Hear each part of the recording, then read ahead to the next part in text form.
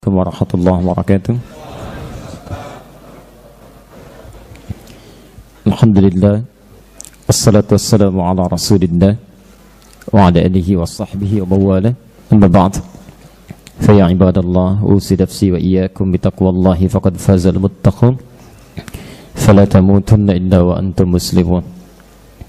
Saudara-saudariku, teman-teman sekalian, kita telah menunaikan salat Isya berjamaah. Kita bermohon pada Allah Subhanahu wa ta'ala, semoga salat yang telah kita tunaikan berkenan diterima oleh Allah Subhanahu wa ta'ala dengan penerimaan terbaik insyaallah. Baik, kita lanjutkan. Seorang yang ingin meniti keluarga demi menuju surga, maka ditawarkan oleh Allah Subhanahu wa ta'ala beberapa ketentuan yang harus diikuti.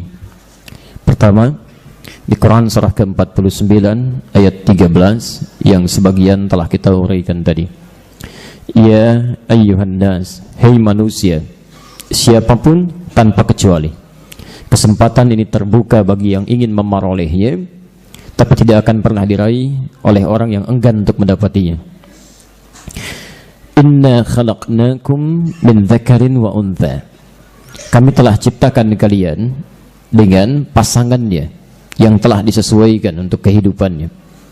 Manusia terdiri dari lelaki dan perempuan. Jadi aturan pertama bagi yang hendak berkeluarga, mesti memastikan bahwa pasangannya betul lelaki dan perempuan. Jika disebutkan kalimat seperti ini di Quran, ingat saya berikan rumus di tafsir ya. Kalau Anda menemukan keterangan di Quran, tidak disebutkan siapa orangnya, kapan kejadiannya, masih umum, ini menandakan peristiwa dimaksud akan terjadi di setiap masa dengan tokoh-tokoh yang berbeda. Tapi jika disebutkan tokohnya siapa, kejadiannya kapan, ini menunjukkan bahwa peristiwa dimaksud hanya terjadi pada orang itu saja, tidak pada yang lainnya. Saya beri contoh misal, ada putrinya Imran. Saya ulang, ada putrinya Imran yang lahir dari hasil perkawinan dengan Hannah, namanya Maryam. Maryam kemudian mengandung dan melahirkan tanpa pernah disentuh oleh laki-laki manapun. Ya, walam yamsasni bashar. Aku enggak pernah disentuh oleh laki-laki manapun. Dan oleh Quran disebutkan namanya jelas, Maryam binti Imran wa Maryam ibnata Imran. Maryam binti Imran. Ketika disebutkan namanya jelas detil dengan nasabnya, ini menunjukkan bahwa peristiwa itu tidak akan pernah terjadi pada perempuan manapun di muka bumi sampai kiamat. Tidak ada satupun perempuan yang akan mengandung dan melahirkan tanpa disentuh laki-laki manapun. Kalau yang mengandung melahirkan mengaku tanpa bapak, itu banyak. Tapi yang tidak disentuh laki-laki manapun, itu cuma Maryam. Dan disebutkan Maryam anak perempuannya Imran, supaya kalau di masa yang akan datang ada ngaku-ngaku, saya juga Maryam, tapi ini anak perempuannya Imran, Anda siapa? Ya, jadi tidak akan pernah terjadi pada siapapun kecuali Maryam. Kalau tidak disebutkan namanya, umum peristiwanya, ini menunjukkan informasi tersebut akan terjadi lagi di masa yang akan datang. Ada petunjuk kewaspadaan di Quran dalam rumah tangga. Disebutkan dengan kalimat pembuka yang umum, tapi maknanya paradoks. Ini loh pasangan kalian laki-laki dan perempuan. Sebetulnya secara nalar sudah paham kita pasangan kita yang laki-laki pasti perempuan. Tapi ketika itu ditegaskan kembali dalam bentuk taukid, ini menunjukkan bisa berpotensi terjadi penyimpangan di masa depan, kapanpun, dimanapun. Ada orang yang salah memilih pasangannya. Jadi hati-hati. Ya. Bahkan mohon maaf ya, penyimpangan sekarang itu lebih dahsyat dibanding zaman Nabi Lut. Zaman Nabi Lut itu jelas kelihatan mana laki-laki, mana perempuannya. Zaman sekarang itu banyak kasus terjadi, kami menerima laporan.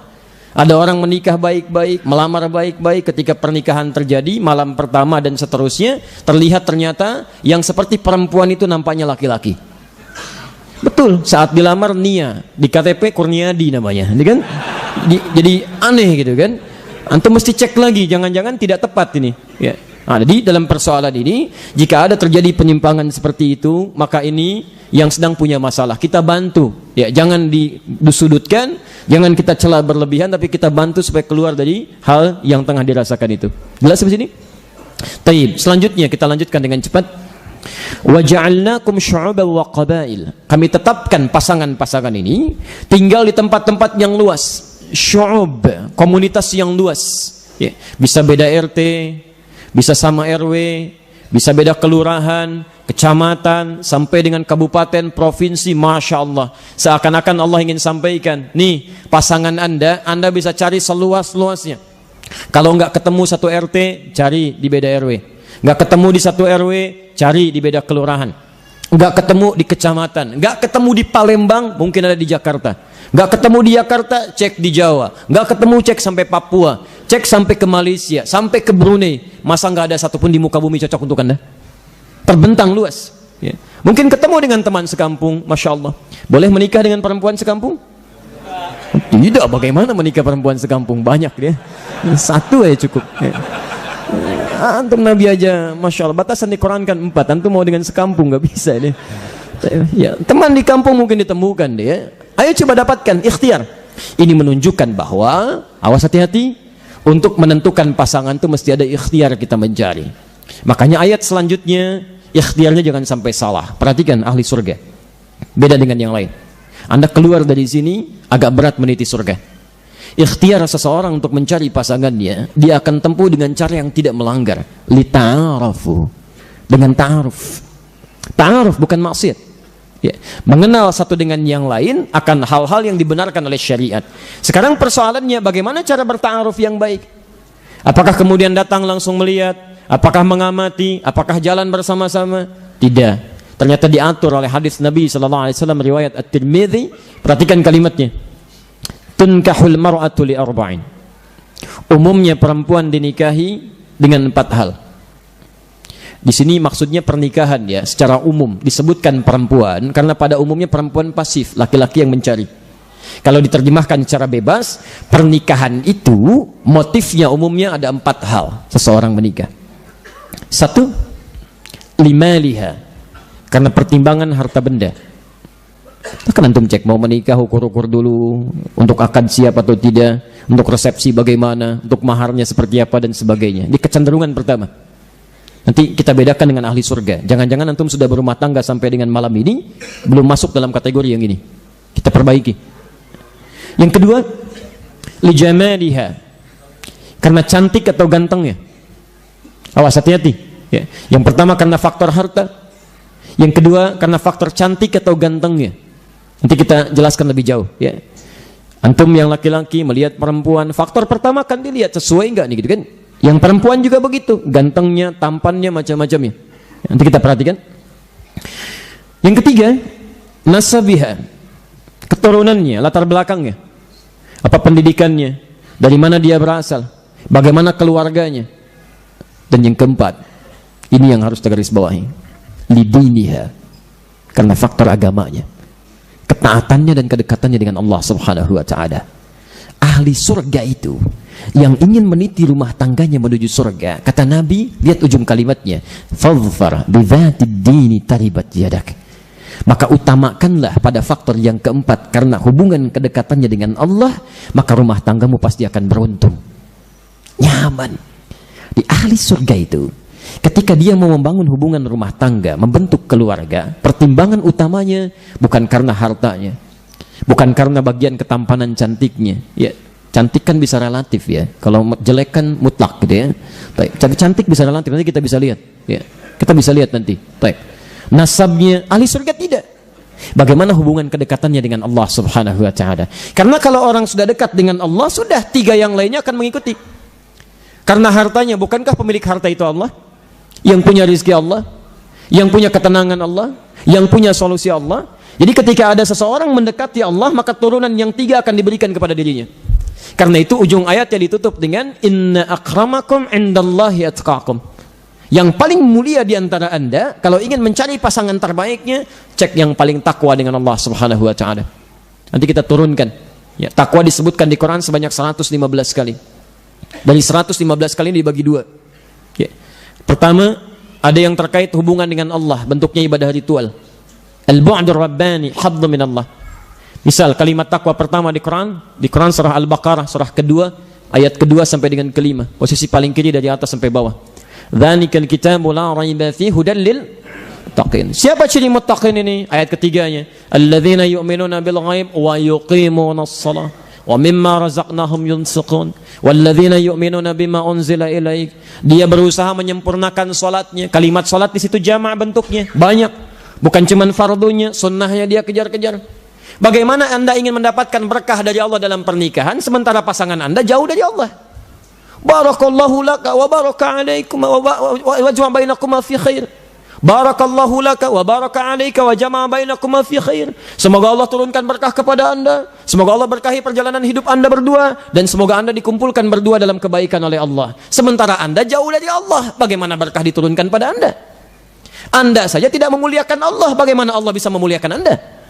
Yang pertama dilakukan, bangun hubungan baik dengan Allah Subhanahu wa taala. Karena itu teman-teman perhatikan ya. Ayat pernikahan ketika akan dilangsungkan. Antum kalau mau menikah di kartu undangan tuh biasanya suka dicantumkan surah apa itu? Surah ke-30 ayat 21 kan? Ini memang agak aneh ini ya. Agak aneh ini. Biasanya yang kirim undangan itu tahu isi undangannya. Biasanya begitu. Yang kirim undangan sudah paham dengan isi undangannya. Ini yang paling aneh, yang kirim undangan nggak ngerti dengan yang dituliskan. Antum mau sampaikan pada orang Quran surah 30 Ar-Rum ayat 21, sementara antum sendiri belum tilawah ayatnya. Bagaimana Anda bisa mengajak orang untuk memahami ayat itu, Anda sendiri belum baca ayatnya? Jangan-jangan Anda sebarkan undangannya, Anda sendiri nggak pernah baca ayatnya. Lihat kalimatnya, wa min ayatihi, dan diantara tanda-tanda yang mendekatkan seseorang dengan Allah. Dalam bahasa Arab tanda itu cuma dua kalimatnya. Satu disebut dengan alam atau alamah, tanda yang mendekatkan pada tujuan. Di mana alamat PT Pusri? Oh, di sini, di sini, di sini. Anda tahu alamatnya, semakin dekat sampai ke tujuan. Itu disebut dengan alamah. Tapi yang kedua, ayat. Tidak disebutkan di kamus manapun dalam bahasa Arab, apalagi dalam Al-Quran, kecuali tanda yang mendekatkan kita dengan Allah Subhanahu wa ta'ala. Karena itu isi Quran semuanya disebut dengan ayat. Karena setiap Anda baca Quran, semakin nyambung dan dekat Anda dengan Allah Subhanahu wa ta'ala. Al-Baqarah berapa ayat? Ali Imran berapa ayat? Nah, teman-teman, proses berkeluarga pernikahan itu dibuka dengan kalimat ayat. Wa min ayatihi. Seakan-akan Allah ingin menyampaikan, hei, tujuan berumah tangga ini saya syariatkan. Tujuan utamanya bukan hanya melepas rindu dan kasih di antara pasangan ini, tapi supaya menjadikan kalian lebih dekat dengan Allah Subhanahu wa ta'ala. Jadi kalau ada yang sudah berumah tangga sampai malam ini, belasan tahun, puluhan tahun, tidak menjadikan dirinya lebih dekat dengan Allah, ada yang keliru di rumah tangganya. Pasti ada yang salah itu. Anda tadinya jarang ke masjid, ya jarang sholat berjamaah, supaya lebih meningkat kualitas sholatnya dikirimkan makmum sampai ke rumahnya. Sampai di rumah pun belum mau berjamaah juga, Anda perlu dikirimkan berapa makmum lagi?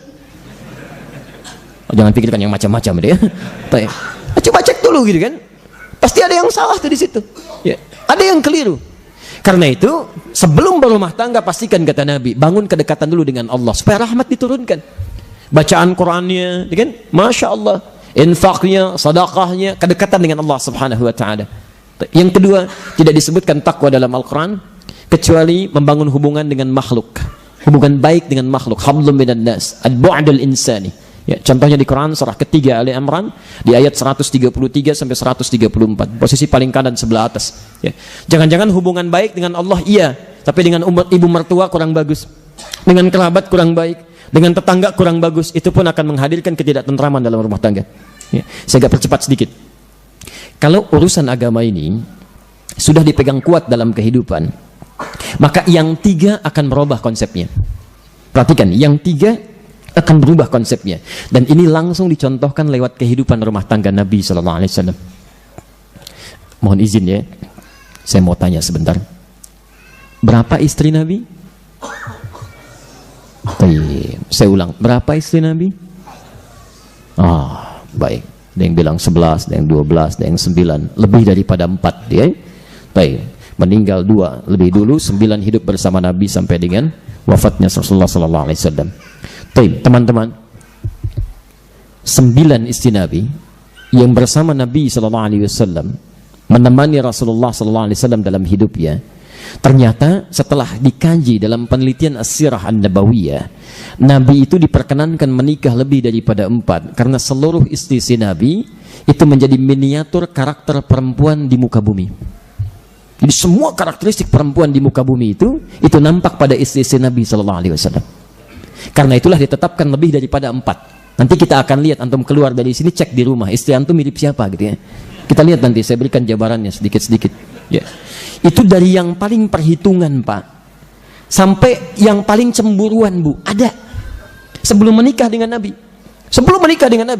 Tapi karena Nabi itu orang yang paling dekat dengan Allah Subhanahu wa taala, orang yang paling takwa. Ya, fadhfar bidzatid dini taribat yadak, beruntung perempuan-perempuan ini.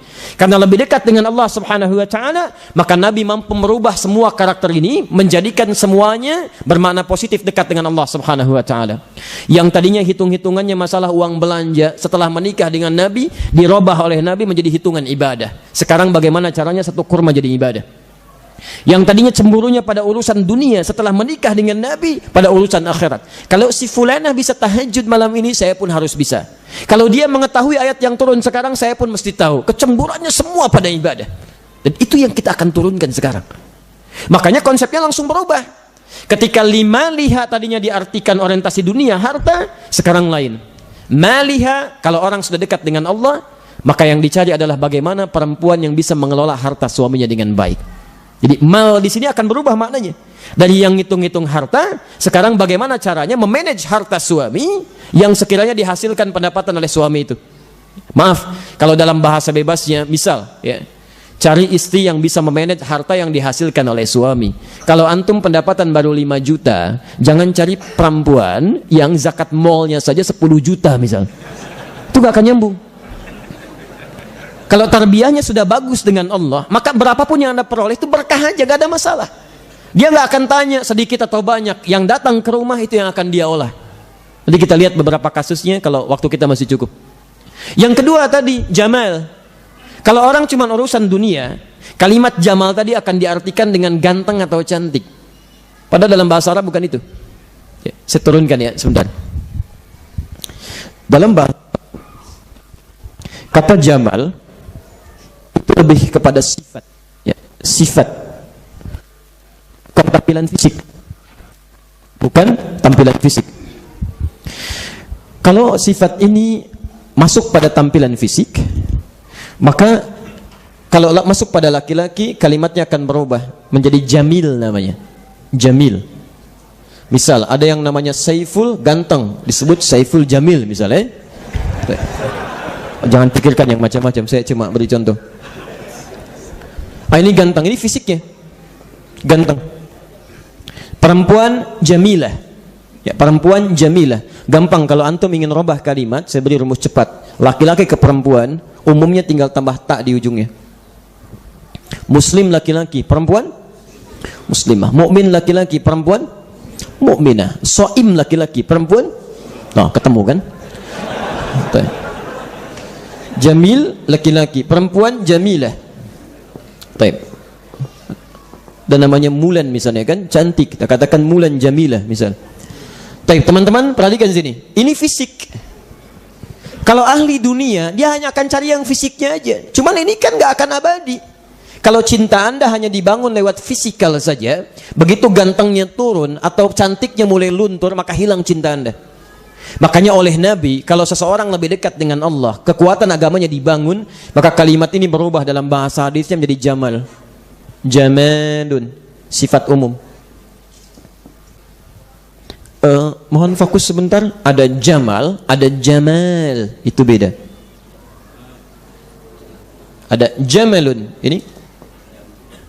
Kalau jamal, ini keindahan yang berasal dari dalam, inner beauty. Ya, jadi ada dorongan-dorongan kebaikan yang nampak dari dalam. Dia sudah nggak ada lagi pandangan fisik. Ya, ada sikap yang baik. Kalau ngelihat pandangannya terpancar keindahan, ada ketenangan dalam jiwa. Walaupun menurut orang belum tentu secantik yang lain, tapi ketika melihat dia keindahan nampak dalam jiwa, menenangkan hatinya. Makanya kata Nabi, perempuan salihah itu ketika dipandang menenteramkan jiwa Anda. Itu jamal namanya. Tapi ada alifnya ya. Jamal. Kalau tanpa alif pendek, jamal itu unta namanya. Hati-hati antum yang namanya jamal, awas kalau mau umrah cek lagi di paspornya itu ya, tulis, jangan-jangan alifnya hilang begitu dicek di imigrasi, ya jadi bingung petugasnya. Nah, Saya kasih contoh hadis. Ya. Hadis riwayat Al-Bukhari. Ya, kita lihat. Nomor hadis yang keempat, posisi paling kanan sebelah bawah, dari Jabir bin Abdullah radhiyallahu taala anhuma. Saya kasih gambaran begini. Saya tanya sebentar. Antum yang hafal istri Nabi siapa aja? Satu, Sayyidah Khadijah Al-Kubra, Masya Allah radhiyallahu taala anha. Kedua, Sayyidah Aisyah. Kemudian ketiga, Saudah binti Zam'ah. Kemudian Zainab, Masya Allah. Baik. Aisyah cantiknya luar biasa, bahkan disebut Humaira. Secara fisikal jamilah jiddan, Masya Allah. Humaira yang kemerah-merahan, nggak disebutkan dalam bahasa Arab Humaira kecuali cantik. Zainab cantik Pak.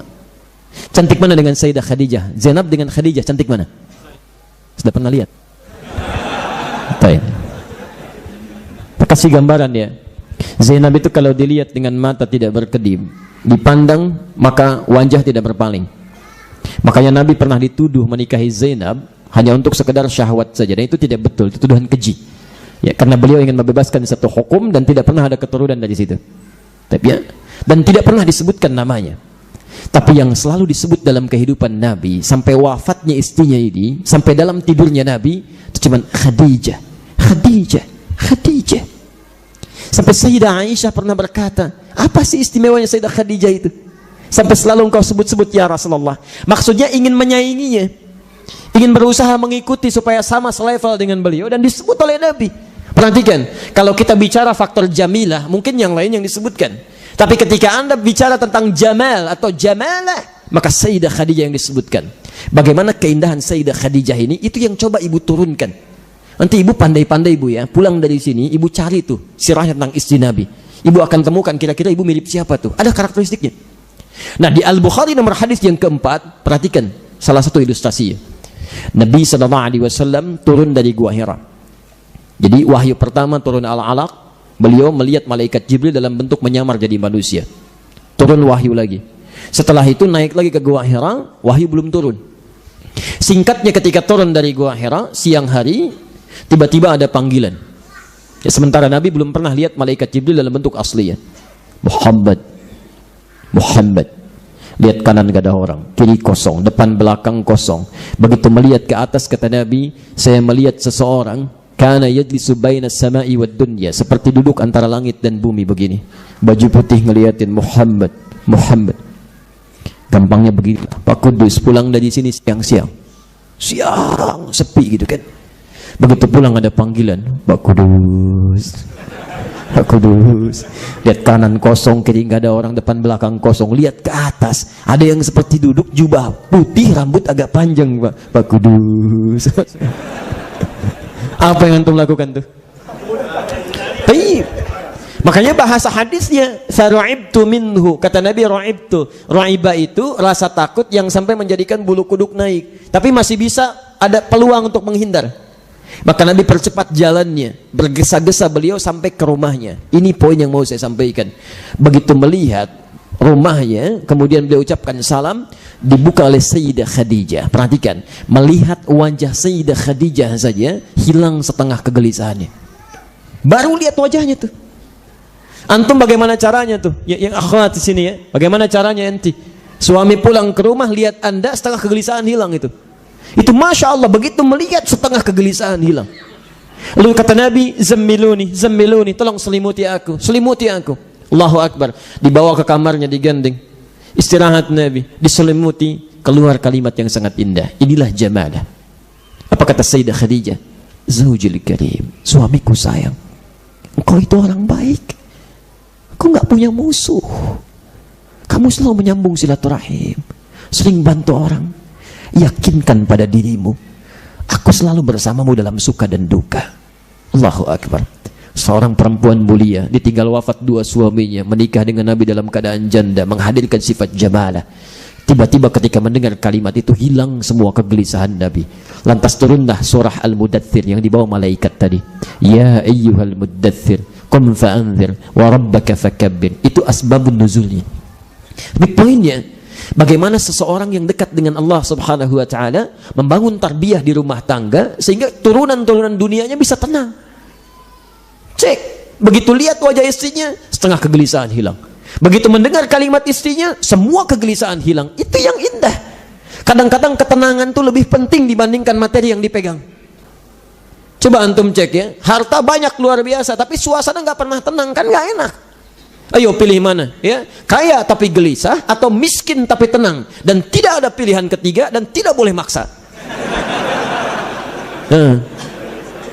Kaya tapi gelisah atau miskin tapi tenang, tidak mudah gitu kan.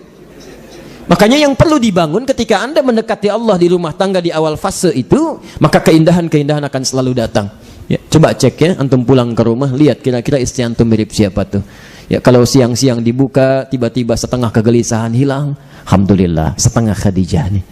Tapi begitu antum lihat istri antum bertambah masalah, repot itu. Haula wala quwwata illa billah. Tayyib. Belum selesai ya. Kan surganya belum ketemu tuh ya. Jadi satu, kita sudah ambil, cari pasangan yang punya visi dekat dengan Allah Subhanahu wa taala. Ini bagian pertama.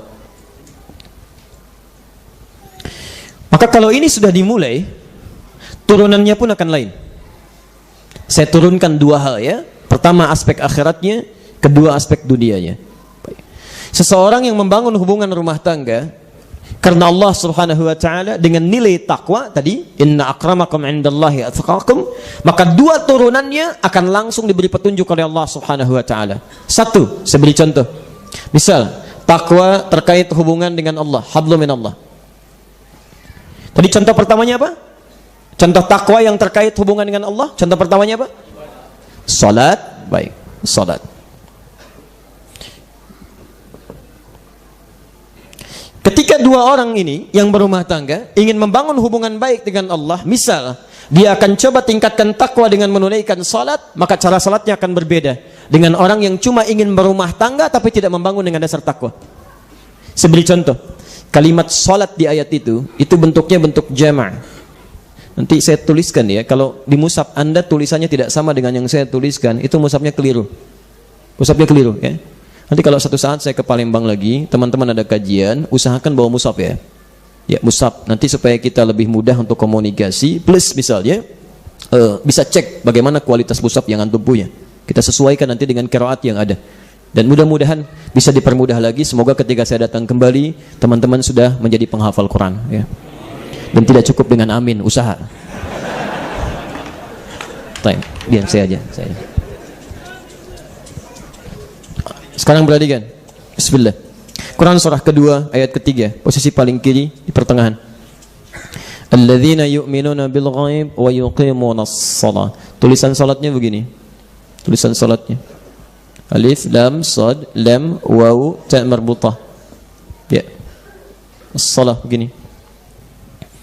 Kalau tidak begini berarti keliru. Karena ada jenisnya yang begini, as-shalah. Gini. Alif lam sad lam alif ta marbutah.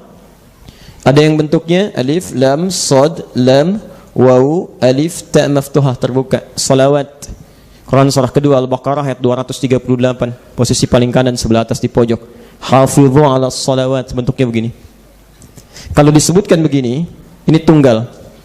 Salatnya cuma satu.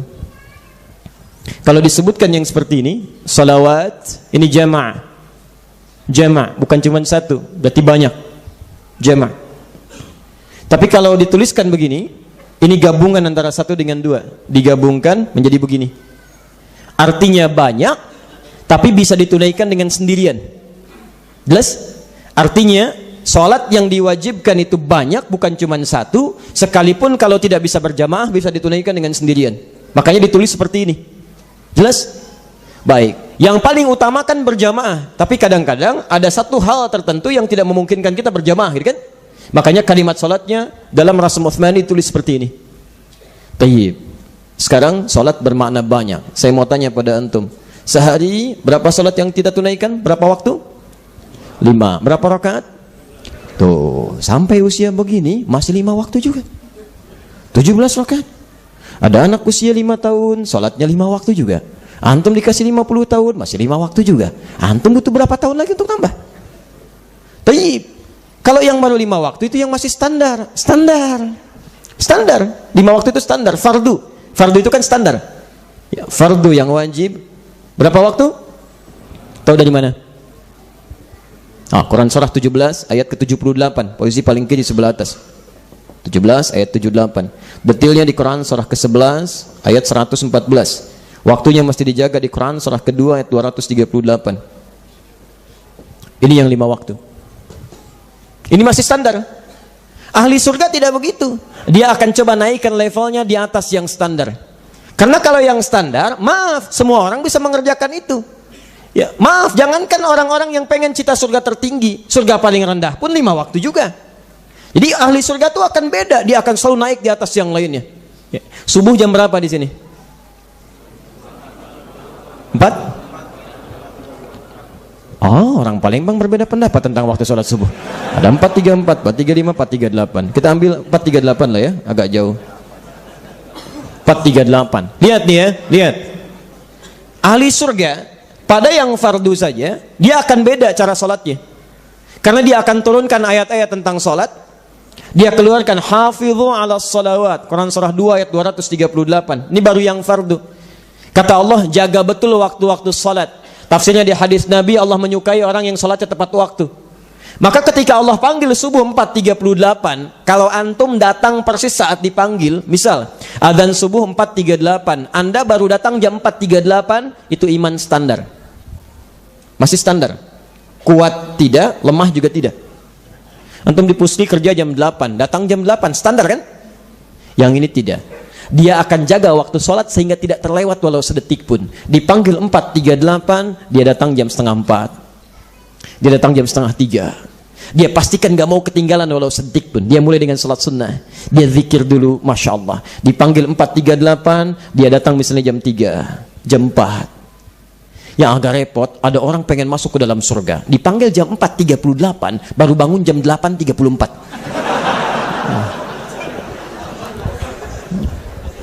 Dan surganya nggak tanggung-tanggung, pengen masuk surga Firdaus tanpa hisab. Masya Allah. La haula wala quwwata illa billah. Ya. Nah, kalimat salat dengan bentuk seperti ini bukan cuma yang fardu aja, sunnah turunannya pun diikuti. Di ahli surga itu akan lain tarbiyahnya, yang fardu jangan sampai ketinggalan, lebih awal. Dan karena sholatnya bentuknya jama', maka dia akan keluarkan semua jenis sholat yang pernah diajarkan oleh Nabi. Selain yang 5 waktu, ada sholat apa lagi? Rawatib. Berapa rakaat rawatib? 12 rakaat. Tahu dari mana? At-Tirmidzi nomor hadis 414 dari Ummu Habibah. Ya. Man shalla 12 raka'atan, siapa yang salat 12 rakaat kan, fi yaumin wa lailatin, yang mengiringi salat fardunya di siang sampai malam, arba'an qabla dhuhri, 4 rakaat sebelum zuhur, raka'ataini ba'daha, 2 rakaat setelahnya, raka'ataini ba'dal maghrib, 2 rakaat setelah maghrib, raka'ataini ba'dal isya, 2 rakaat setelah isya, wa raka'ataini qabla subhi, dan 2 rakaat sebelum subuh. Buniyanahu bihinna baitun fil jannah. Kalau bisa komitmen menunaikan itu selama hidupnya, akan dibangunkan baginya satu rumah di surga. Masya Allah. Ummu Habibah itu istri Nabi, keluarga Nabi, jelas surganya, di surga bersama Nabi. Ketika mendengar kalimat tadi, kata beliau, laqad azamtu ala nafsi, bima makna, saya bertekad betul, alla atrukaha tula hayati, gak akan pernah tinggalkan ibadah ini selama hidup saya. Istri Nabi, dekat dengan Nabi, keluarga Nabi, dijamin masuk surga tertinggi, bersama Nabi surganya. Mendengar dari Nabi ada 12 rakaat sholat sunnah, kata beliau, saya nggak akan tinggalkan selama hidup saya. Ada perempuan, bukan di sini, bukan istri Nabi, tetangga Nabi juga bukan, kerabat Nabi juga bukan, surganya belum jelas sampai dengan malam ini, hisabnya masih menegangkan. Jangankan sholat sunnahnya, Masya Allah, diberikan fardu masih terlambat juga. Cita-cita masuk surga tanpa hisab. Masya Allah. Ini ada salat sunnah apa lagi? Duha, Masya Allah. Ya, hadis Muslim nomor hadis 720. Ada syuruknya. Ya, At-Tirmidzi nomor hadis 586. Ada duha pertengahannya, hadis Muslim nomor hadis 720 sampai ke ujungnya. Tayyib, ada tahajud, bahkan turun ayat Quran di sini. Tahajud, Quran surah 17 ayat 79 sampai 81. Sekarang perhatikan keluarga ahli surga. Al-Bukhari Nomor hadis 2008 sampai 2012, posisi paling kiri sebelah bawah sampai 2012. Hadisnya dari Sayyidah Aisyah radhiyallahu taala anha. Teman-teman sekalian, ini level Nabi ya, yang sudah jelas surganya.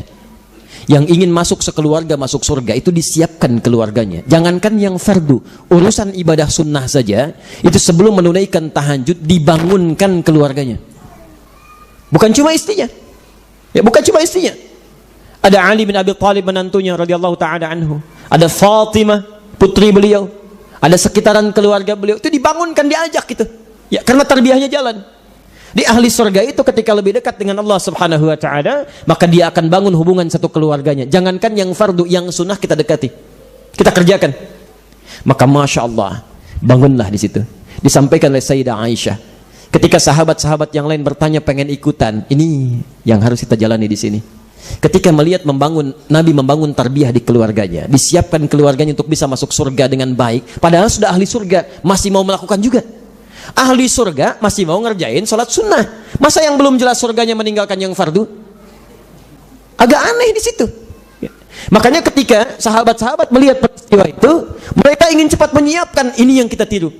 Begitu melihat, ingin memastikan, datang kepada Sayyidah Aisyah, bertanya, "Kaifa kanat salatun Nabi sallallahu alaihi wasallam?"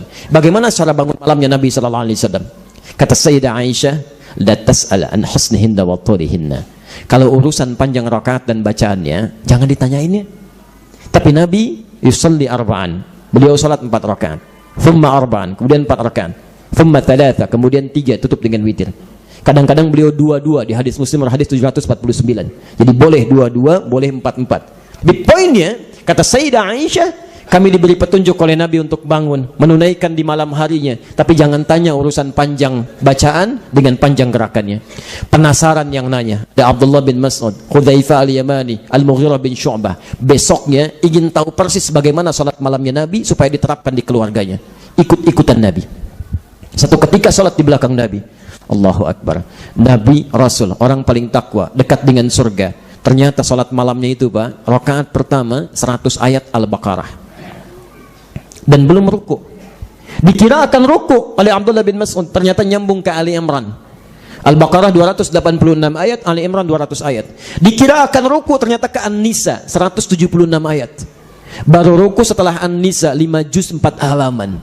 An-Nisa, Nabi Rasul dijamin surganya. Tahajud rakaat pertama pantas sampai bengkak-bengkak kakinya. 5 juz 4 halaman. Besoknya Abdullah bin Mas'ud, Hudzaifah al-Yamani, Al-Mughirah bin Syu'bah enggak ikutan lagi. Bukan karena capek, bukan. Kata Abdullah bin Mas'ud, itu sudah biasa mereka. Saya cuma sering nebak-nebak, nih Nabi kapan rukunya nih? Kayaknya sekarang nih. Enggak lagi. Kayaknya sekarang. Saya takut tidak khusyuk dalam sholat. Bukan karena enggak kuat berdiri. Antum cek kitabnya Imam An-Nawawi ya. Sebelum menulis Al-Arba'in 42 hadis atau Riyadhus Shalihin 1896 hadis, beliau menulis kitab ini bagus ya. Coba antum cari itu. Namanya At-Tibyan. Bisa di searching di Google, bisa itu ya, gratis. At-Tibyan fi Adab Hamalatil Quran. Kalau cetakan bahasa Arab di Indonesia ada 2 jenis ya. Yang satu terbitan Darul Kutub Al-Islamiyah warna merah marun. Antum cek halaman 38, posisi paling kanan sebelah atas, paragraf pertama baris 1 sampai 2. Yang kedua terbitan Darun Nafais warna kuning. Antum cek halaman 47, paragraf ketiga, baris 1 sampai 7, posisi paling kiri sebelah bawah. Perhatikan keterangan Imam An-Nawawi.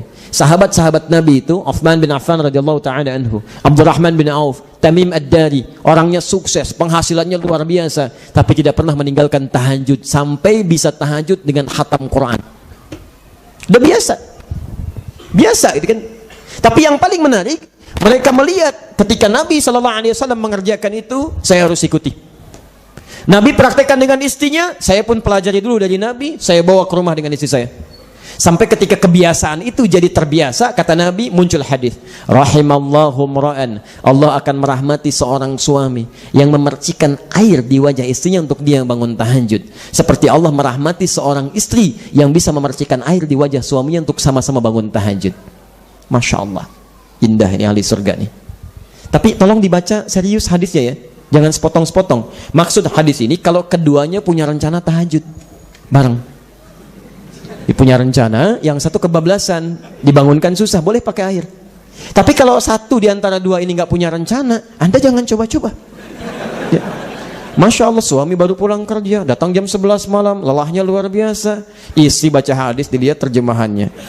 Allah merahmati seorang istri yang bisa mencipratkan air di wajah suaminya. Satu gayung dibawa, celak, cari masalah. Allahu Akbar. Di teman-teman, satu ini ya, pulang dari sini, coba cek, kita pengen jadi ahli surga, tapi layak nggak gitu? Kalau merasa kurang, perbaiki. Menunya keluarkan dari sekarang. Menu takwa apa saja? Saya agak percepat sedikit ya, karena waktu kita agak terbatas. Nanti saya berhenti kisaran 10 menit lagi. Kalau ada pertanyaan nanti antum bisa tuliskan supaya lebih cepat atau mudah dijawab ya.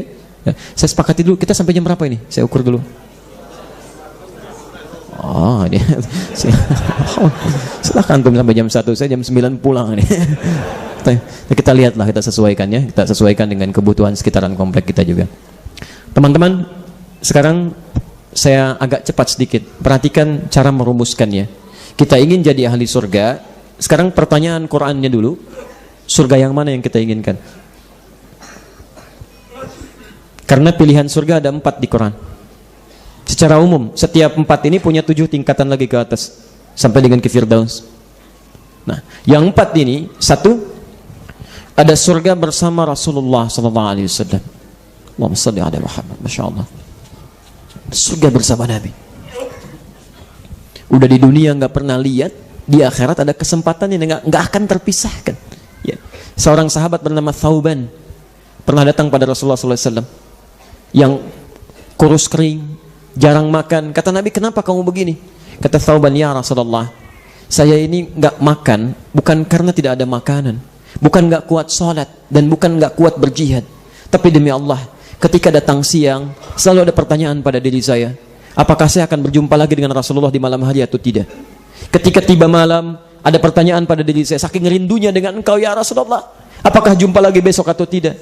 Tapi yang sering jadi pikiran sampai saya lupa makan ya Rasulullah, saya selalu pikirkan, di dunia saya bertemu Anda, di akhirat kita berjumpa lagi enggak ya Nabi? Karena Anda Rasul, Anda Nabi, level makamnya tinggi, kalau saya seperti apa katanya? Makanya berusaha betul cari amalan supaya bisa jumpa dengan Nabi. Dari pertanyaan inilah turun Al-Quran surah keempat An-Nisa ayat 69 itu, posisi paling kanan sebelah atas di pertengahan ya. Masya Allah.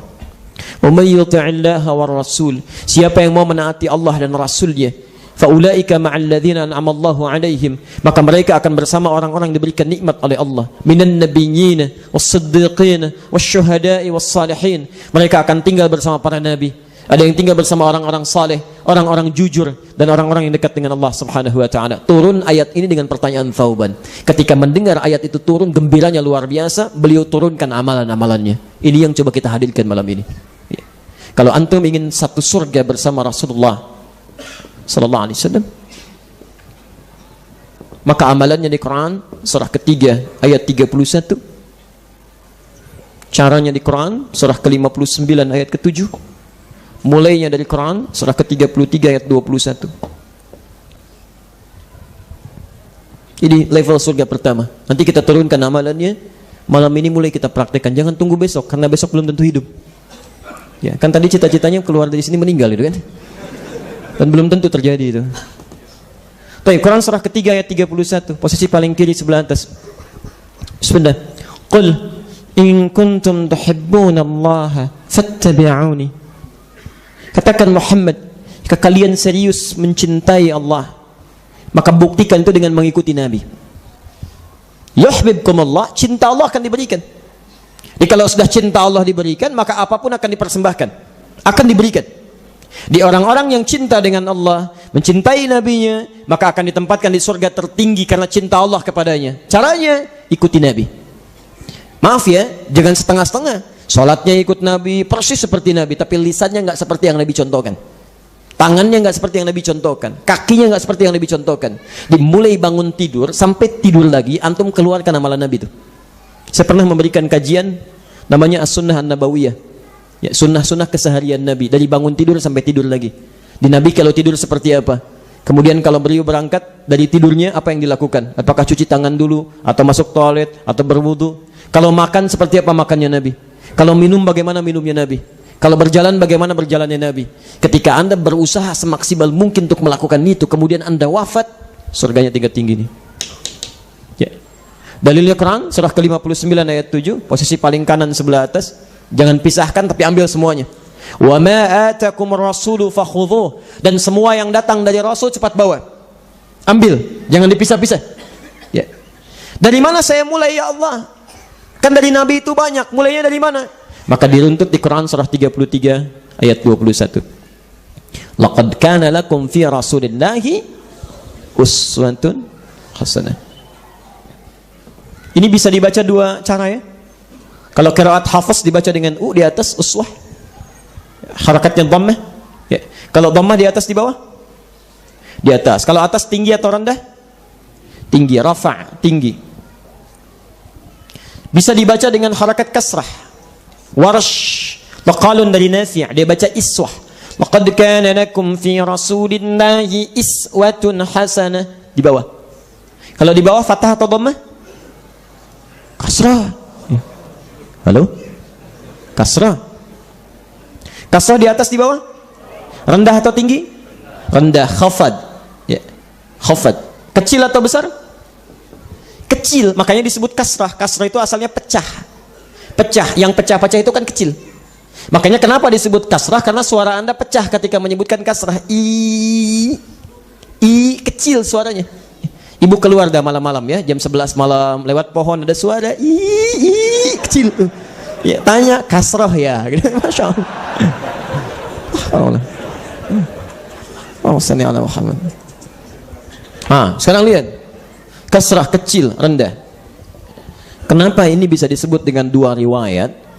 Untuk menunjukkan pesan kepada kita yang nampak dari Rasul sallallahu alaihi wasallam itu, yang untuk kita teladani, jangankan yang tinggi-tinggi, yang kecil-kecilnya jadi teladan. Senyumnya Nabi, jalannya Nabi, Muhammad labbaik, berbalik semuanya. Salami, Masya Allah. Uswah. Dan bisa dibaca dengan iswah.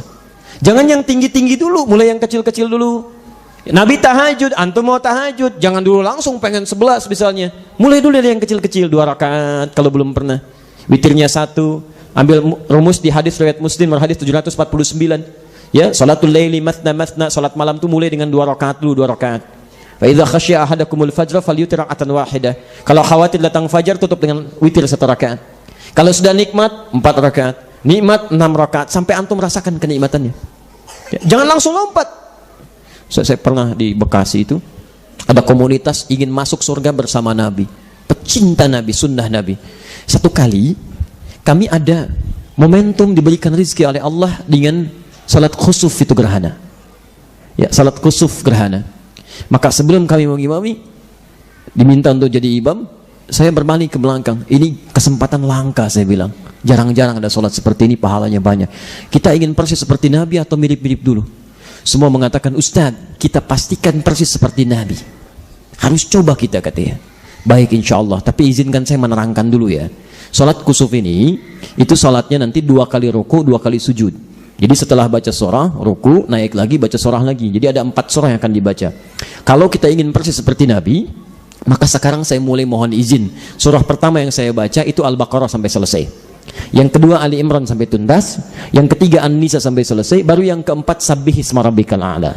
Tanpa saya tanya lagi, hampir semuanya mengangkat tangan. Ustaz, mirip-mirip Nabi aja. Ini ada alat lagi gitu. Jadi antum jangan tinggi-tinggi dulu, keluarkan pelan-pelan dulu ya. Caranya bagaimana? Teknisnya nanti itu Masya Allah, lihat perjalanan sahabat. Itu miniatur paling gampang. Sahabat mempraktekkan, diajarkan pada generasi setelahnya. Nah, ini rahasianya. Oleh para imam ahli hadis, diruntut semua petunjuk Nabi ini dalam kitab hadis mereka. Dibuat bab-babnya. Ada babnya di situ. Saya beri contoh. Antum yang paling hafal kitab hadis apa? Ahli surga nggak hafal kitab hadis, bagaimana? Yang paling populer kitab hadis apa? Sahih Al-Bukhari, Masya Allah. Itu pun salah tuh. Nggak ada kitab Sahih Al-Bukhari. Ya, judulnya bukan itu. Judul aslinya Al-Jami' As-Sahih Al-Musnad Al-Mukhtasar min umuri Rasulullah sallallahu alaihi wasallam wa sunanihi wa ayyamihi. Itu judulnya. Ayo ulangi. Nah, karena sulit untuk dibacakan secara panjangnya, maka sering disingkat, diambil sebagian kalimatnya sahih, dilekatkan pada penulisnya Al-Bukhari. Tapi penting saya bacakan judul kitab ini, dan saya nasihatkan ya, kalau antum belajar kitab dengan ustadz manapun, tolong minta diterangkan judulnya dulu, sebelum bahas ke isinya. Karena judul kitab itu memberikan gambaran isi kitabnya. Al-Jami', kitab saya ini berisi pembahasan yang luas, aspek kehidupan yang luas. As-Sahih, semua isinya sahih. Al-Musnad, tersambung sumbernya ke Nabi. Al-Mukhtasar, isinya langsung ringkas, tidak bertele-tele.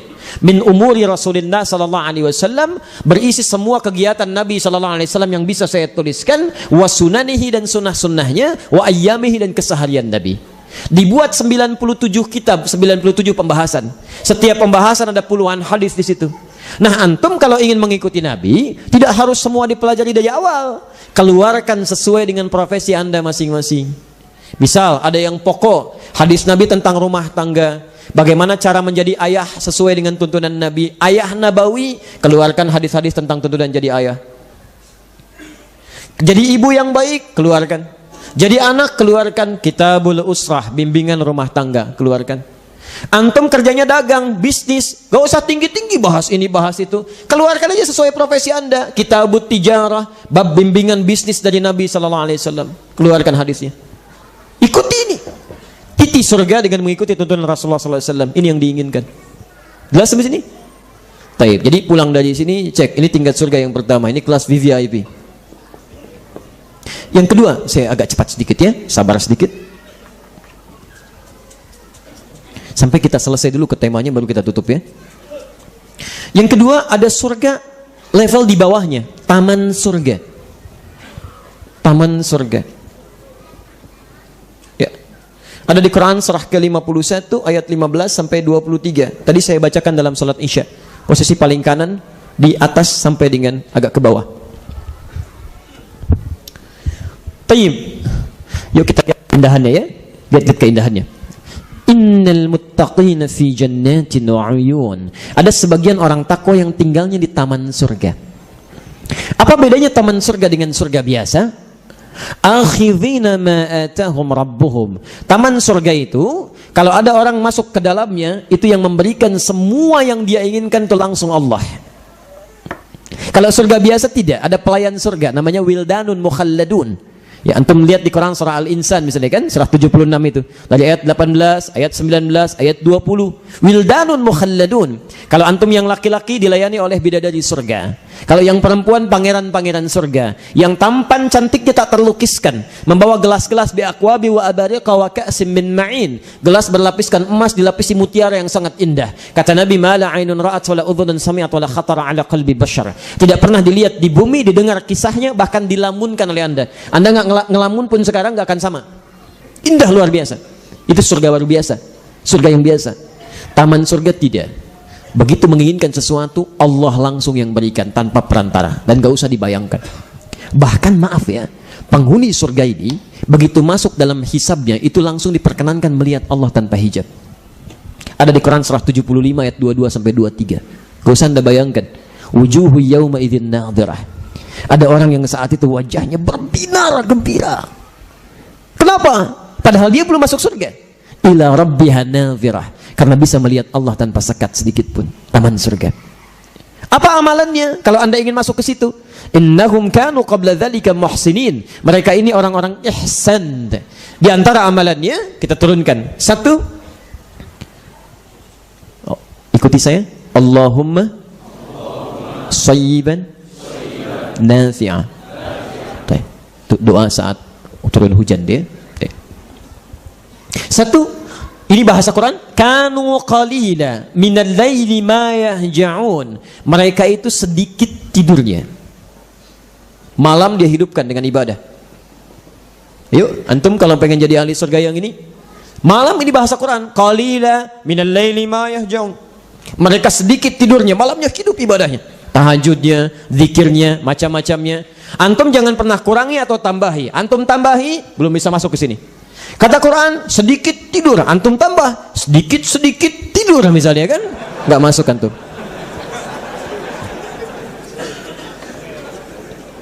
Tayyib. Wabil asharihum yastaghfirun. Rajin istighfar menjelang fajar. Istighfar. Rumusnya menjelang fajar. Jadi kalau sudah tahajud 15 menit sebelum subuh antum perbanyak istighfar. Istighfar minta ya. Itu enak Pak Bu ya. Dan bahasanya jamak mereka. Antum ajak keluarga. Masya Allah, introspeksi diri. Itu indah sekali. Begitu menjelang fajar duduk suami, istri, anak, bapaknya mulai berkata, ya, maafkan kalau selama ini papa kurang lebih baik perhatian terhadap anak-anak. Mungkin papa diwafatkan hari ini bisa saja. Mohon maaf kalau belum bisa menjaga amanah Allah. Ya Allah, ampuni saya ya Allah. Ampuni saya ya Allah, astagfirullah. Istrinya berkata, Pak, maafkan mama juga, yang mungkin sampai saat ini belum bisa menjadi mama yang baik dalam pandangan Allah. Anak-anak, maafkan mama. Dan tidak ada yang paling indah kecuali anak bungsu Anda mengatakan, Pak, mama, maafkan Anda, yang sampai hari ini belum bisa menghafal Quran, belum seperti teman-teman yang lainnya. Lalu mereka mengatakan, ya Allah, ampuni kami ya Allah. Astagfirullah, astagfirullah, astagfirullah. Itu langsung turun hadis qudsi yang orang pertama menerima dari Nabi 31 orang. Yanzilu Rabbuna tabaraka wa ta'ala. Allah akan bentangkan rahmatnya ke langit dunia setiap akhir sepertiga malam. Fayaqulu li ibadi, berkata kepada hambanya, ibadi, hambaku, siapa yang meminta aku akan kabulkan, siapa yang berdoa aku akan berikan, wa man istaghfara li ghafartu lah, dan siapa yang memohon ampunan kepadaku, aku ampuni dia. Keluarga ini minta ampunan, satu keluarga diberikan ahli surga. Wa fi amwalihim haqqul lis-sa'ili wal mahrum, senang berderma, sedekah. Ini taman surga. Ya. Ini kelas VIP. 3, ya, 2 terakhir. Yang ketiga, surga seluas langit dan bumi. Seluas langit dan bumi. Masya Allah. Tum tinggal di komplek Pusri aja udah kelihatan luas dia. Apalagi masuk surga ini seluas langit dan bumi. Silahkan tuh. Ya. Antum mana simpan di bumi paling ujung tuh ya. Nggak bisa tembus. Luasnya luar biasa. Quran surah ke 3 ayat 133 sampai 134. Posisi paling kanan sebelah atas di pojok. Ya. Amalannya 1, wasari'u ila maghfirah. Ya. Pertama, rajin istighfar dan bergegaslah Anda untuk beristighfar, koreksi diri. Orang ini rajin istighfar. Maaf, rajin istighfar. Rajin dia dalam setiap aktivitas, bukan cuma malam. Ya. Jadi siang istighfar, malam istighfar, Masya Allah. Ya. Cepat. Yang kedua, wa jannatin arduhas samawati wal ardu 'iddatil muttaqin, dan berharaplah minimal masuk surga seluas langit dan bumi kami sediakan bagi orang takwa. Apa amalan selanjutnya? Dia bangun hubungan baik dengan sesama. Maaf, alladzina yunfiquna fis sarra'i wad dharra, dia gemar bantu sesamanya, baik yang sedang dalam keadaan lapang ataupun dalam keadaan sulit. Wal kadhiminal ghaidh, tidak cepat marah. Wal 'afina 'anil nas, memaafkan kesalahan orang jika dia berbuat salah. Masya Allah. Ayo coba lihat. Katanya ahli surga, rajin sholat, rajin puasa, tapi dengan tetangga nggak bagus. Dalam rumah banyak tangga, saling mencela kadang-kadang dan sebagainya. Bagaimana bisa mengharapkan surga? Level ketiga aja nggak bisa masuk, bagaimana mengharapkan yang pertama? Level ketiga aja belum bisa masuk, bagaimana bisa yang pertama? Hati-hati teman-teman, hati-hati ya. Hadis Muslim, nomor hadis 5611. Hati-hati dia. Ya. Nabi menggambarkan ada orang bangkrut kehilangan amal saat di akhirat. Ya'ti yaumal qiyamati bisolatin. Padahal dia hari kiamat nanti dia datang dengan membawa pahala salat yang banyak. Rajin salat sunnahnya. Wasyamin, puasa sunnahnya rajin. Wazakatin, zakatnya tidak tertunda. Maaf, wa ya'ti qad syatama hadza. Cuman sayang seringkali mencela si fulan. Wa qadzafa hadza, menuduh si fulan. Wa akala mala hadza, mengambil hak orang lain tanpa dibenarkan. Wa daraba hadza, ada yang berselisih bahkan fisikal. Dan yang terakhir, ini yang keterlaluan. Wa safaka dama hadza, ada yang menumpahkan darah bahkan menyebut nama Allah di dalamnya. Allahu Akbar, tembak sini, Allahu Akbar, bom sini, dan tidak sesuai dengan kaidah Islam. Senyamannya saja. Saya pernah di Lampung ditanya, Ustaz, apakah bom di Jalan Tamrin itu termasuk jihad fisabilillah? Saya jawab ringan saja, setahu saya Pak, jihad fisabilillah itu jihad di jalan Allah, bukan di Jalan Tamrin. Ya beda itu. Aturannya lain tuh ya. Ada yang mudah saja gitu kan? Itu keliru.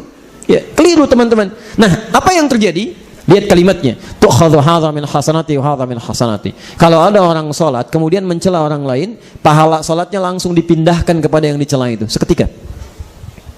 Antum sekarang salat maghrib, isya, terus ikut taklim, pulang dari sini merendahkan orang yang nggak ikutan.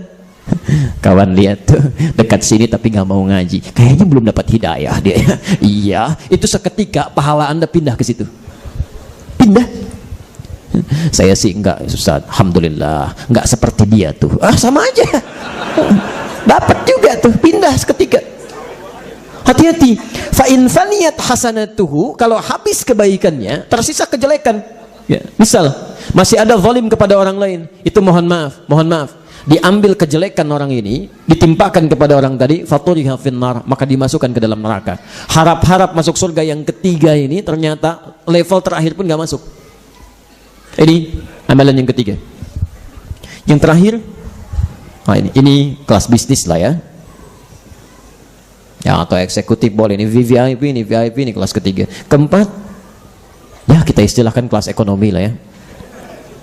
Tapi ekonominya ini jauh daripada dunia. Mala ainun ra'at wala udhunun sami'at wala khatara ala qalbi bashar. Masuk surga tapi nggak dijelaskan surganya seperti apa. Dan surga mengalir, air di dalamnya dan sebagainya. Surga standar ini, yang standar. Di Quran surah kedua ayat 25, posisi paling kanan sebelah atas. Wa basyiril ladzina amanu wa 'amilus shalihat anna lahum jannatin tajri min tahtihal anhar.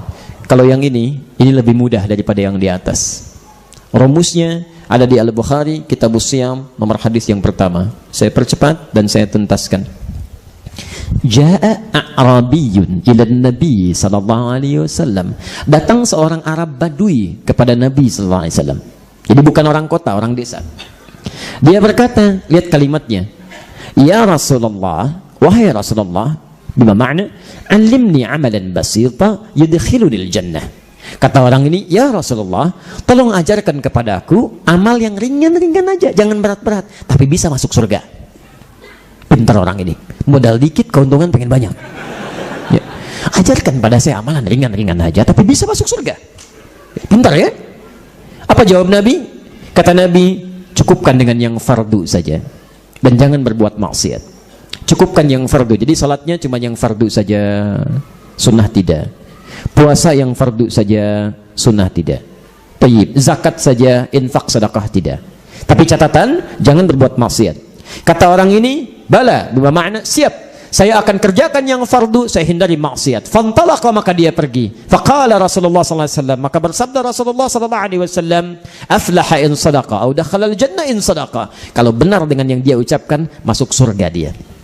Tapi tidak disebutkan surga yang mana. Masuk surga. Kalau cuma pengen ke surga saja, cukup yang fardu, dapat seperti tadi. Alhamdulillah. Nah, antum pulang dari sini punya cita-cita dulu, mau masuk surga yang mana nih satu keluarga? Baik, kira-kira mau yang mana ini? Ah, jangan tinggi-tinggi Ustaz, yang penting masuk surga. Masya Allah ya. Tayyib, yang paling standar. Tapi kalau boleh saya sarankan, antum ambil yang paling tinggi nih. Keluarkan amalannya. Jadi kalaupun nanti antum nyangkut gak nyampe sini, nyangkutnya jelas ke sini. Sini. Kalau antum pasang target yang keempat di sini, begitu nggak nyampe, nyangkutnya di mana? Saya cari gak akan ketemu, nanti susah dia. Naikin ke atas sini. Ya. Jelas ya? Maka pulang dari sini keluarkan amalannya satu-satu. Ya, saya mohon izin belum bisa bahas turunannya. Tapi kalau antum bisa kerjakan ini, masya Allah. Nanti Pak, catat ini ya. Itu rezekinya akan Allah mudahkan. Orang cari keras, kerjanya luar biasa, orang ini enggak. Berangkat sedikit, rezeki datang. Bahkan ada yang belum berangkat, rezekinya sudah datang duluan. Ya, dia baru mohon kepada Allah, rezeki langsung datang. Itu ada di Quran surah ke-7 ayat ke-96. Walau anna ahlal qura amanu wattaqau la fatahna 'alaihim barakatin minas sama'i wal ardh. Kalau penduduk tempat itu mau beriman dan tingkatkan takwa, semakin tinggi takwanya, kami buka semua pintu rezeki di langit dan di bumi. Keberkahannya dibuka semuanya. Ya, maka nanti ada Maryam dengan segala keindahannya. Ada orang yang memohon langsung dikabulkan, indah sekali. Ini poinnya. Ya. Saya akhiri Quran surah 52 ayat 21. Ini rencana keluarganya, bukan sendiri-sendiri. Saya tutup, saya bacakan ayatnya. Posisi paling kiri sebelah atas. Walladzina amanu, dan para orang tua yang beriman itu. Quran surah 52 At-Tur ayat 21. Wattaba'athum dzurriyyatuhum biimanin, lalu menyiapkan generasinya, anak cucunya, agar semuanya beriman dan beramal soleh kepada Allah. Dan antum pulang dari sini, lihat anaknya, siapkan cucunya, perbaiki diri. Kalau bisa melakukan itu semuanya dengan konsep yang ini, alhaqna bihim dzurriyyatahum, kami akan masukkan semuanya langsung ke surga. Alhaqna, alhaqa itu berhimpitan dari kata mulhaq. Kalau antum baca sesuatu kan ada footnote-nya. Footnote kan di bawahnya tuh. diikutkan dengan yang di atas. Tapi kan petunjuknya, angka atau tandanya kan nempel dengan yang di atas ya. Itu namanya mulhaq. Jadi ada orang masuk ke surga sekeluarga, keluarga besar sama-sama, dempet-dempetan. Bayangkan ada seseorang yang bapaknya ke surga, istrinya nggak ikut.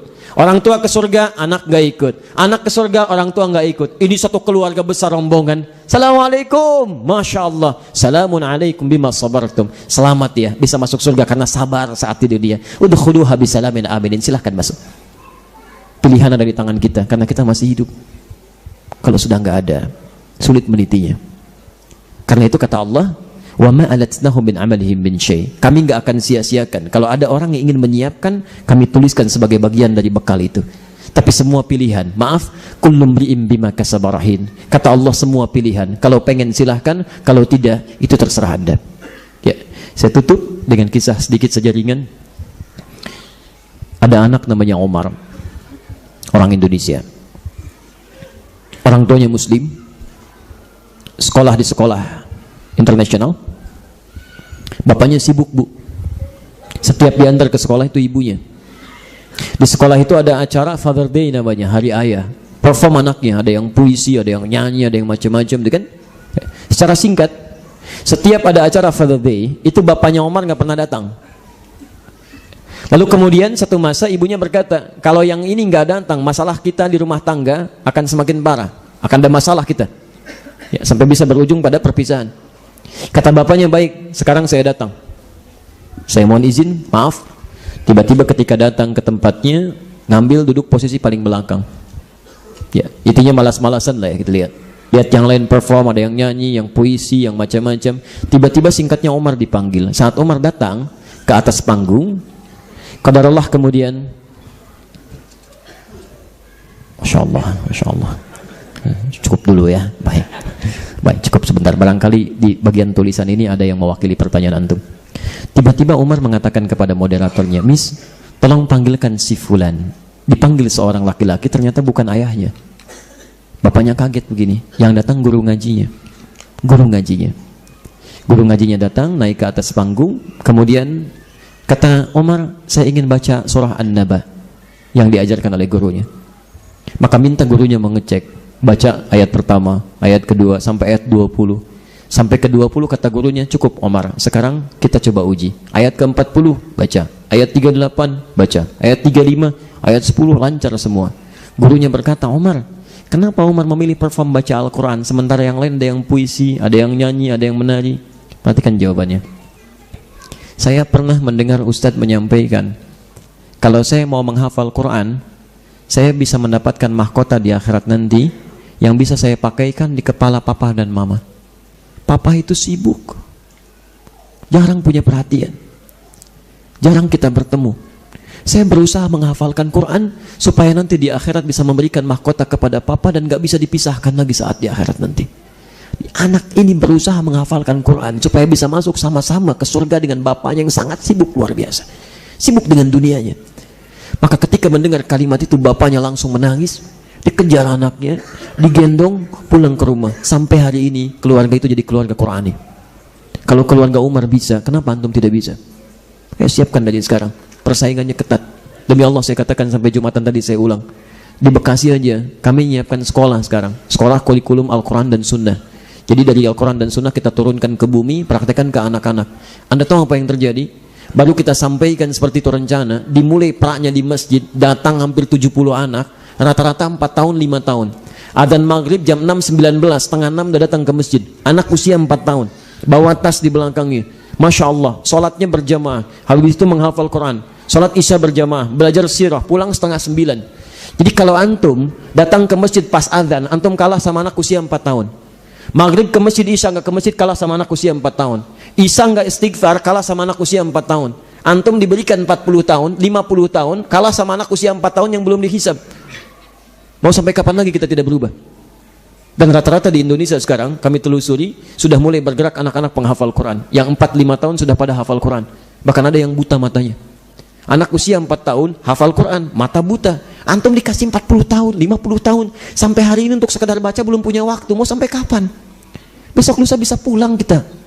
Gak akan lama waktu kita ini. Kalau kita nggak mulai sekarang, tertinggal jauh dia. Ada orang yang sudah pulang duluan, mungkin bekalnya cukup. Kita dihidupkan karena masih cukup waktu kita untuk bisa berbenah. Ya. Semoga Allah Subhanahu wa taala bimbing kita dalam kebaikan insyaallah. Sementara itu yang bisa saya sampaikan materi untuk malam ini. Ya, saya harus mohon izin dulu karena diberikan waktu sampai jam 9, Pak. Boleh 10 menit barangkali kita jawab ini dulu. 10 menit atau sampai jam 10? Oh. 10 menit aja ya. Waalaikumsalam warahmatullahi wabarakatuh. Jazakallahu khair. Saya langsung ke intinya saja ya. Saya ingin bertanya beberapa hal. Pada saat bangkit setelah duduk istirahat ada beberapa cara: menopang dan mengepalkan tangan ke lantai, menopang dengan telapak tangan, dan bertumpu pada lutut. Dari 3 cara tersebut, mana yang lebih kuat dalilnya dan sering Nabi SAW lakukan? Hadis riwayat Al-Bukhari nomor hadis 828. Bismillah. Al-Bukhari nomor hadis 828, atau saya kasih langsung satu kitab saja ya. Cari kitabnya karangan Imam Asy-Syafi'i ya, Imam Asy-Syafi'i ini paling lengkap di antara pembahasan ini. Jilid yang pertama halaman 161 ya. Tayyib. Ada istilah duduk istirahat, bagaimana caranya? Saya bacakan dulu Al-Bukhari nomor hadis 828 dari Ibnu Umar radhiyallahu ta'ala. Karena Rasulullah sallallahu alaihi wasallam adalah Rasulullah sallallahu alaihi wasallam idza qa'ada min as-sajdataini, apabila beliau bangkit dari sujud yang kedua, ya qa'ada 'alal iftirash, duduknya iftirash. Jadi duduk bangkit dari yang kedua itu bisa tahiyat, ya tahiyat yang pertama. Nah, ini duduk istirahat itu dikiaskan pada tahiyat yang pertama. Duduknya iftirash. Ya. Bagaimana iftirash itu? Asna rijlahul yusra wa qa'ada 'alaihi. Beliau bentangkan kaki kirinya begini, lipat. Kemudian duduk di atasnya, duduki. Antum seperti tahiyat pertama aja ya, tahiyat pertama. Duduki itu.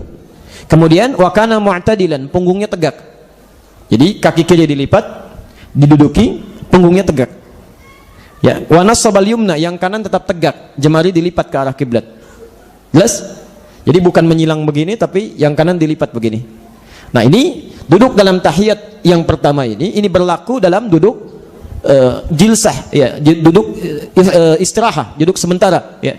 Dalam hadis lain dikatakan, karena Rasulullah sallallahu alaihi wasallam adalah Rasulullah sallallahu alaihi wasallam idza rafa'a ra'sahu, jika mengangkat kepalanya, minas sajdati tsaniyah, dari duduk dari sujud yang kedua, di kepala mengangkat sujud yang kedua, jalasa, beliau duduk sementara. Ini yang disebut dengan duduk istirahat. Duduknya iftirash. Wa'tamada 'alal ardi, kemudian beliau menopang ke bumi. Menopang. Jadi begitu akan bangkit, ya naik lagi ke atas, beliau duduk, kemudian menopang ke bumi. Nah, sekarang pertanyaannya, bagaimana cara menopangnya? Apakah tangannya terbuka begini? Apakah kemudian terkepal seperti ini? Atau tadi ada yang ketiga, yang kemudian diletakkan di lutut, tidak menopang ke bumi? Baik, saya langsung saja. Semua hadis terkait dengan i'timad, menopang saat akan bangkit itu, pertama, tidak ada yang mengatakan di lutut. Jadi tidak disimpan di lutut atau di paha kemudian naik. Jadi kalau ada yang berpendapat, misalnya berpendapat di hadis Nabi disimpan di lutut, itu nggak ada hadisnya. Jangankan yang sahih, di kitab hadis palsu aja nggak ada. Di pemalsu hadis tidak tertarik memalsukan hadis ini karena memang sudah jelas, ya. Baik, jadi pertama di lutut itu tidak ada hadisnya. Yang kedua, yang ada itu menopang ke bumi, alal ardi. Jadi bukan di paha, bukan di lutut, tapi ke bawah. Jelas ya? Tapi bagaimana cara ke bawah ini? Hadis riwayat Ibnu Abbas, ada yang mengatakan bahwa kama wada'al ajin, ya, seperti kepalannya, topangannya seperti pembuat roti, al-ajin, ya. Ada yang mengartikan seperti pembuat roti, ya. Tepung. Jadi kalau pembuat tepung kan suka bergumpal begini kan, dibuat seperti ini.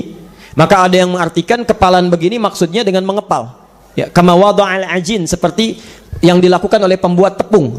Pembuat tepung seperti ini, ya diremas-remas begini. Ada yang mengartikan kepalan, jadi mengepal seperti ini.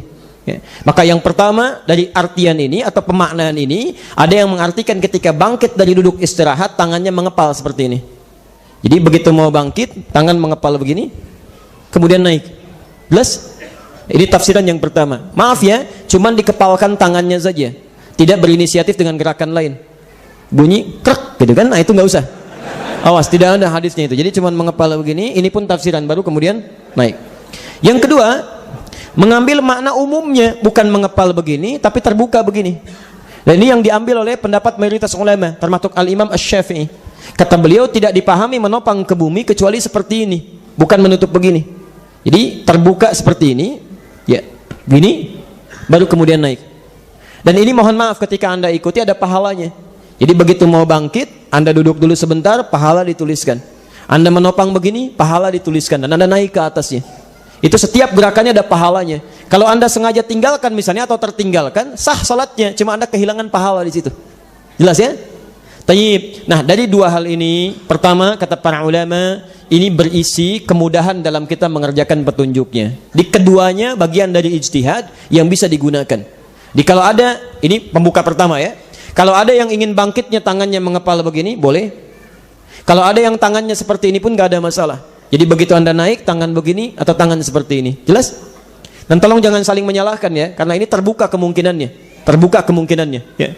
Pernah ada kasus ini nyata di Jakarta dan kami disampaikan. Ada orang cuma berdebat dengan masalah begini saja. Yang begini mengatakan tidak sunnah begini, yang sunnah begini katanya. Betul Pak. Taib, itu rame itu, nggak saling tegur dan sebagainya. Yang gini mengatakan yang hadisnya lemah, yang begini, yang benar begini. Apa yang terjadi? Satu kali inilah cara Allah mencairkan suasana.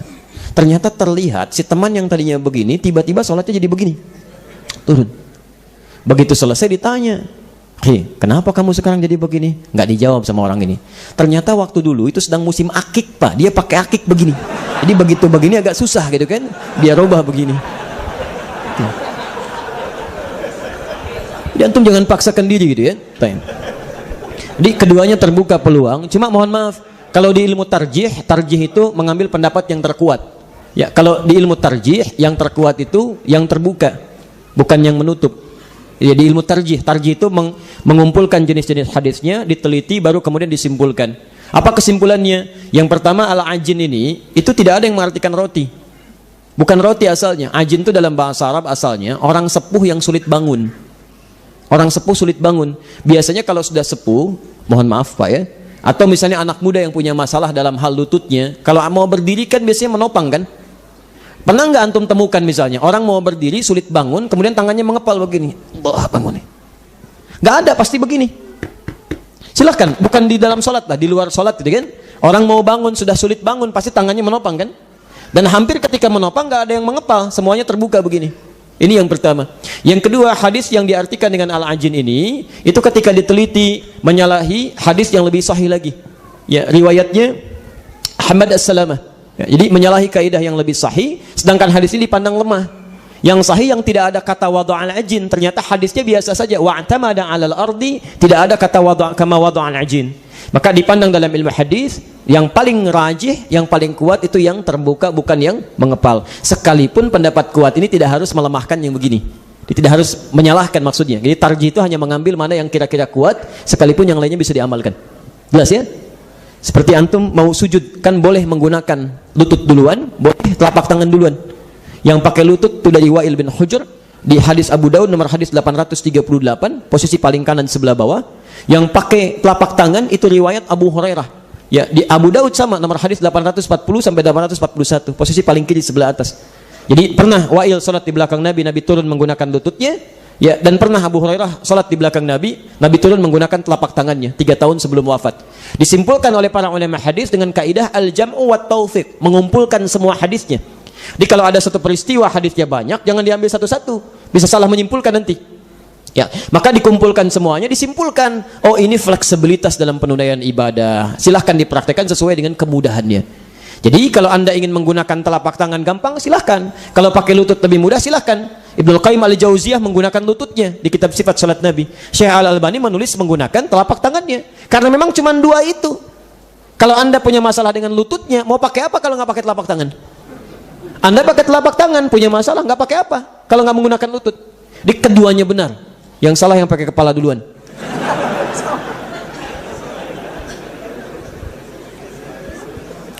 Baik.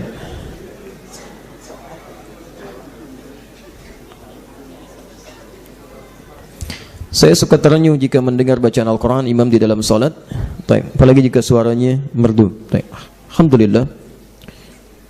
Baik. Apakah salat saya masih khusyuk Teman-teman sekalian, khusyuk itu kaitannya dengan bagaimana kita menjaga hubungan dengan Allah Subhanahu wa taala. Di Quran surah kedua Al-Baqarah ayat ke-45 sampai 46, posisi paling kanan di tengah sampai ke bawah sedikit kan. Nanti kaitan dengan bacaan di tafsir di Quran surah ke-8 Al-Anfal ayat yang ketiga. Baik, perhatikan kalimatnya. Dari ayat 2 sampai 3. Quran surah kedua ayat 45 sampai 46. Wasta'inu bis-sabri was-shalah wa innaha lakabiratun illa 'alal khashi'in.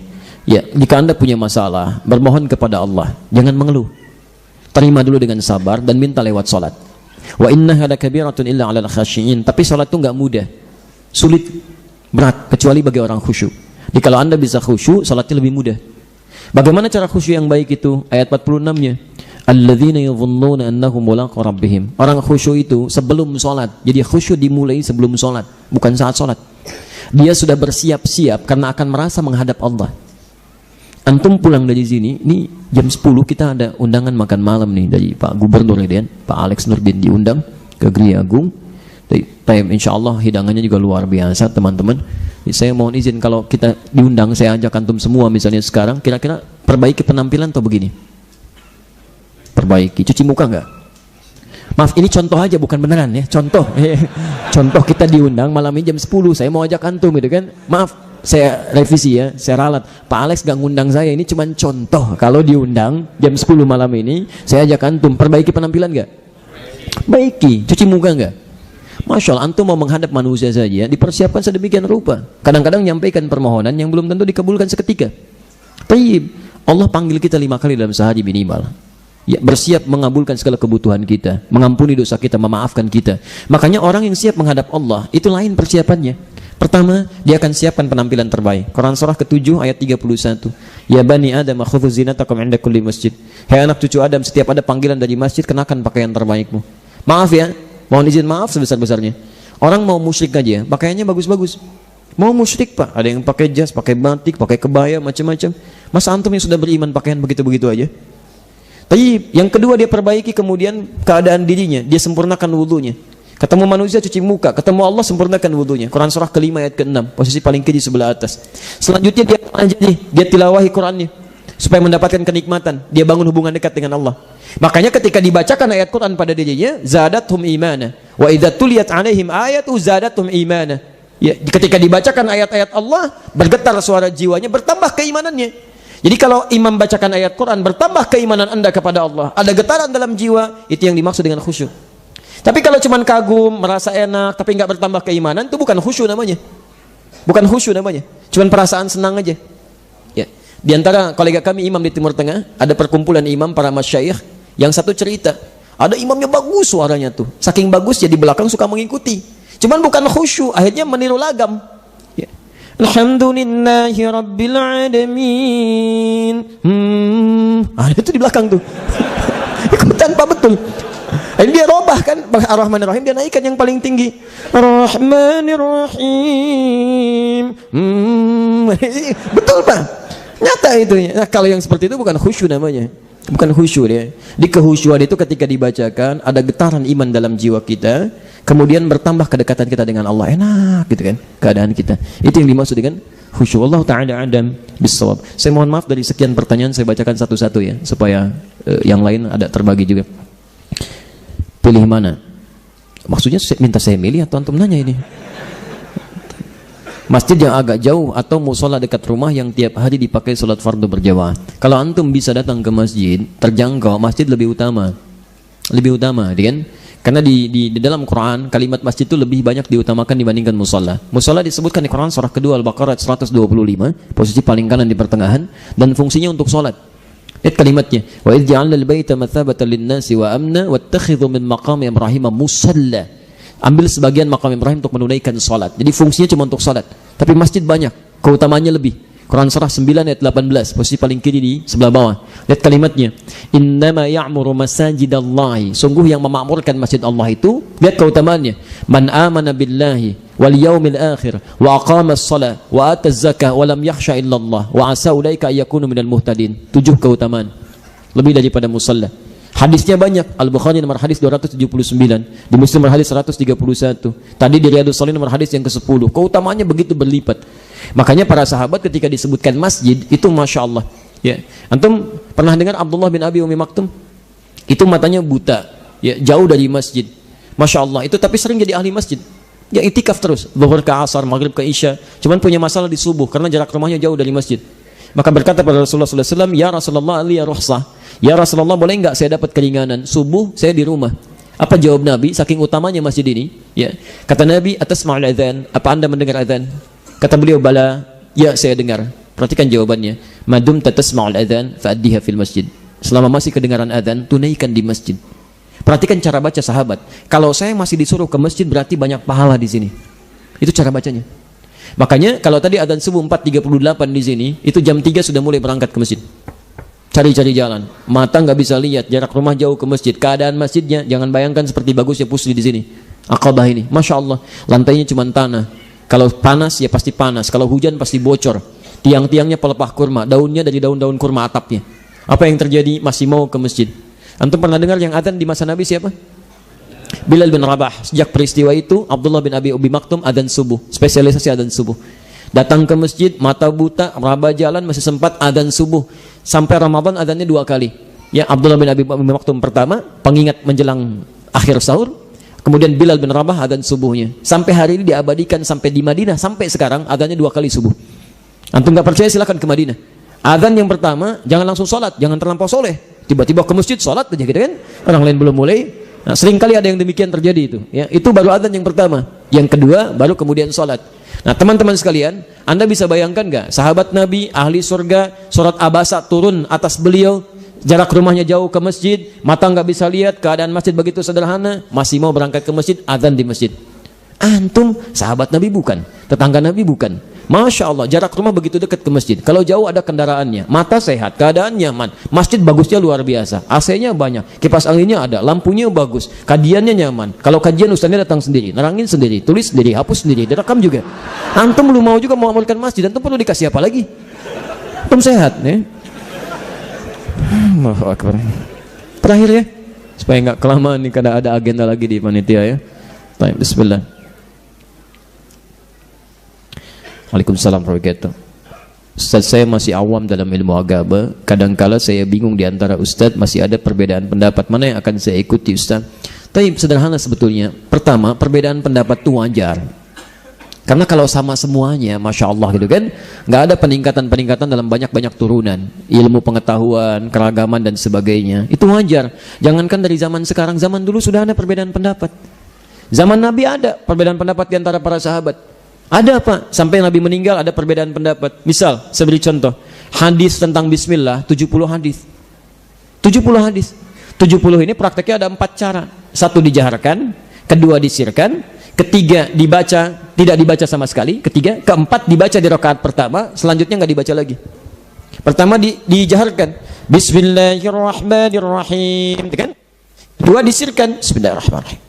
Ketiga, tidak dibaca sama sekali. Keempat, dibaca rakaat pertama. Bismillahirrahmanirrahim. Selanjutnya enggak. Itu praktek Nabi. Tapi ketika dipraktekkan oleh para sahabat, mereka beda pendapat. Mereka memilih sesuai dengan keinginannya.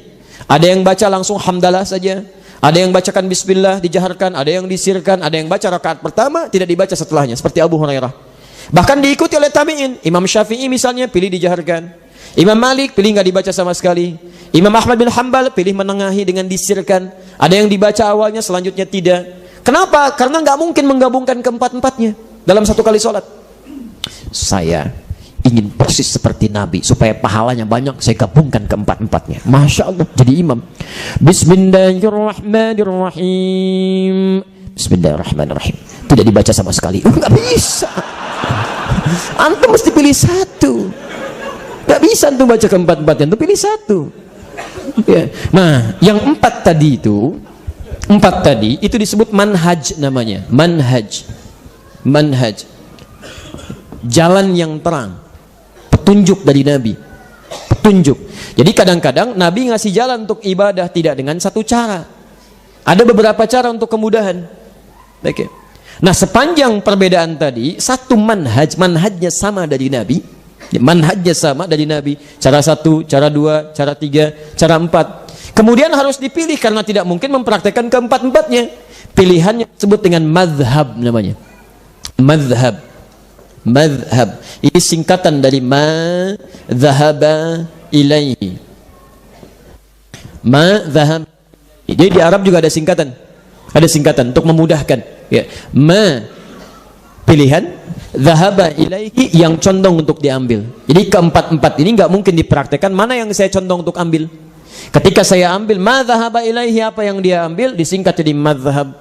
Maka di sini muncul istilah madhab Asy-Syafi'i, pilihannya Imam Asy-Syafi'i. Madhab Hambali, pilihan Imam Ahmad. Madhab Maliki, pilihan Imam Malik. Bukan kelompok Imam Syafi'i, karena nggak pernah bikin kelompok. Ingat, maksudnya pilihan yang sejalan dengan manhaj dari Nabi. Jadi kalau ada ulama mempraktekkan salah satu dari empat ini, manhajnya sama walaupun madhabnya berbeda, maka perbedaannya dalam hal yang ditolerir karena satu manhaj. Nggak ada masalah di sini. Yang salah yang keluar manhaj, dia nggak baca Al-Fatihah. Ini yang keliru. Dan sampai sini. Nanti antum bergabung dengan kami di setiap hari Ahad pekan ketiga, kita nanti ada tayangan live di Akhyar TV, itu membahas fikih ikhtilaf. Salah satunya membahas tentang persoalan-persoalan perbedaan tapi yang sejalur dengan Nabi. Ya. Saya tutup ya, saya beri contoh begini. Manhaj itu dibagi dua. Satu, ada manhaj yang cuma satu dalil. Ini terakhir bahasan saya, kita berhenti di sini. Ada manhaj yang cuma satu dalil, satu contoh. Kalau Anda menemukan yang seperti ini, maka Anda mutlak nggak boleh beda. Karena Nabi mencontohkan dengan satu dalil, satu contoh, karena semua umatnya dipandang mampu melakukannya. Contoh, antum takbir nih, An-Nasai nomor hadis 886. Begitu Anda takbir, kalimat Nabinya, fawadha'a yadahu al-yumna 'alal yusra. Ya bima makna, maka segera letakkan telapak yang kanan di punggung yang kiri. Jadi begitu takbir Allah, segera letakkan. Kalimat fa di sini maksudnya tanpa jeda, nggak ada gerakan lain. Jadi begitu dilakukan baik sejajar dengan bahu, Al-Bukhari nomor hadis 715, atau sejajar dengan daun telinga, ya, hadis Muslim nomor hadis 391, atau di An-Nasai 1101, antum angkat begini, langsung letakkan kanan, meletakkan di punggung yang kiri begini. Itu dalilnya saking jelasnya cuma satu contoh, satu dalil, nggak ada yang lain. Tandanya semua umatnya dipandang bisa. Ya, jadi nggak usah kreatif mencari gerakan lain. Misal, maaf, saya bosan tiap hari kiri aja, nggak sopan. Ya, harus kanan duluan. Pada Allah lebih sopan. Begitu takbir Allah kanan masuk, kiri tutup begini misalnya. Kadang-kadang kakinya ada yang naik sedikit ya begini. Ini mohon maaf, saya tidak bermaksud menyalahkan, tidak. Tapi saya coba cari ya. Kami di rumah alhamdulillah saya punya koleksi 1235 kitab hadis. Saya cari dari yang paling sahih sampai yang paling palsu, Pak. Jangankan di hadis sahih, di yang paling palsu nggak ketemu, Pak. Nggak ketemu. Jadi pemalsu hadis pun tidak tertarik memalsukan hadis ini karena saking jelasnya. Nah, ini yang pertama. Yang kedua, yang ini, yang contohnya beragam, dalilnya banyak. Maka yang seperti ini itu artinya kemudahan bagi kita mempraktekkannya. Ada yang sifatnya bacaan, termasuk bacaan Quran. Jangan antum kira bacaan Quran itu misalnya maaf cuma satu cara. Ada 7 qiraat yang mutawatir, 3 yang masyhur, 4 yang syadz. Jadi antum enak bacanya sekarang yang biasa dibaca dengar. Sebagian negara Arab ada yang tidak baca seperti antum. Ya, ada. Itu sejak zaman Nabi. Misal antum baca wadduha, wadduha wal-laili idza saja, ma wadda'aka rabbuka wa ma qala. Antum. Tapi sebagian suku di Arab sejak zaman Nabi sampai sekarang, sebagian di Palestina, di Lebanon, di Syria, sampai ke Irak sebelah sana, itu mereka dipaksa-paksa nggak bisa A, bisanya imala. Antum tanyakan ana, dia bilang ane, anta, ente. Mungkin orang Betawi mungkin kesini belajarnya gitu kan. Makanya ayat Quran begitu turun itu menggunakan riwayat yang beda. Ya, misal riwayatnya, misal Imam Hamzah dia punya 2 murid, Khalad dengan Khalaf. Atau kita ambil Warash saja, ya dari Nafi'. Antum baca wadduha, dia baca wadduha. Wadduha wan-laili idza saja, ma wadda'aka rabbuka wa ma qala, walal akhiratu khairul laka minal ula. Antum cekikikan, saya baca wadduha di sana, mereka tertawa itu. Tertawa karena lisannya nggak bisa, Pak. Maaf ya, maaf. Misalnya kita punya teman dari Medan, walaupun nggak semuanya. Antum bilang sepeda, dia bilang apa? Sepeda, barangnya sama nggak? Sama, cuman caranya. Nah, bacaan Quran juga begitu. Anda paksa-paksa sampai kiamat kurang 2 hari, nggak akan mampu dia. Ya sehari lagi buat sadar, ngapain paksa orang gitu kan? Karena ada perbedaan-perbedaan yang fitrahnya begitu. Kami punya 2 murid di Libya, penghafal Quran dua-duanya. Syekhnya sama lagi, masya Allah. Hafal Quran, Pak. Satu pakai hafaz, yang kedua pakai kolun. Hafaz dengan qalun itu kan ada sedikit bedanya. Kalau pakai sad, qalun pakai sin.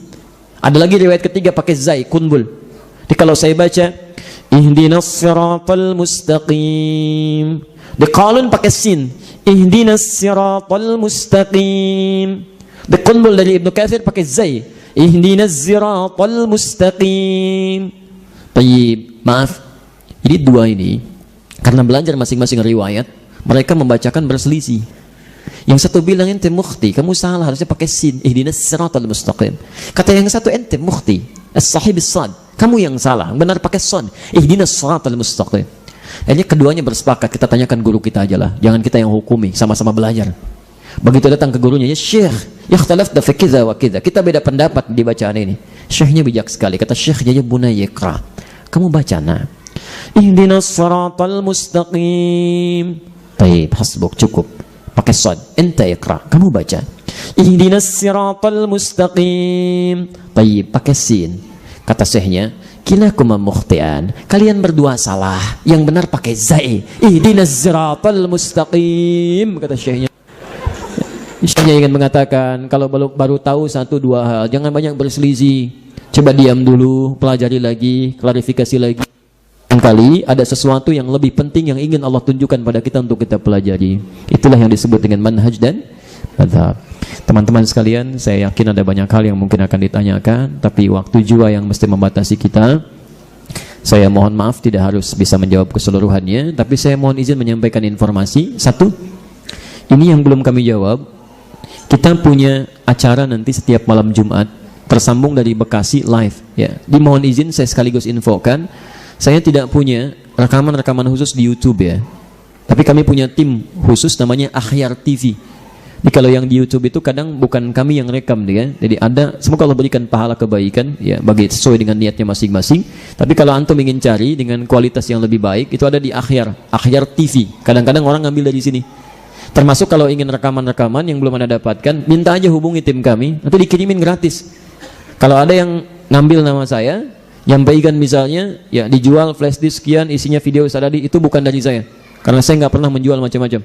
Ya, jadi antum mintakan ke tim kami, nanti dikasih itu gratis videonya. Paling antum kirimkan flash disknya.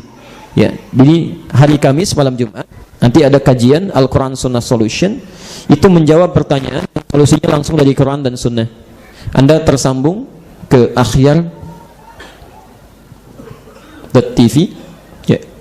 Bisa di Play Store, diinstal di handphonenya, atau di Parabola cari aja ini, nanti insya Allah bisa nyambung di situ. Dan nanti bisa ini dibacakan, atau Anda bisa telepon ke line telepon yang ada di situ. Itu satu. Yang kedua, saya mohon maaf barangkali kita belum tentu kapan bisa berjumpa kembali.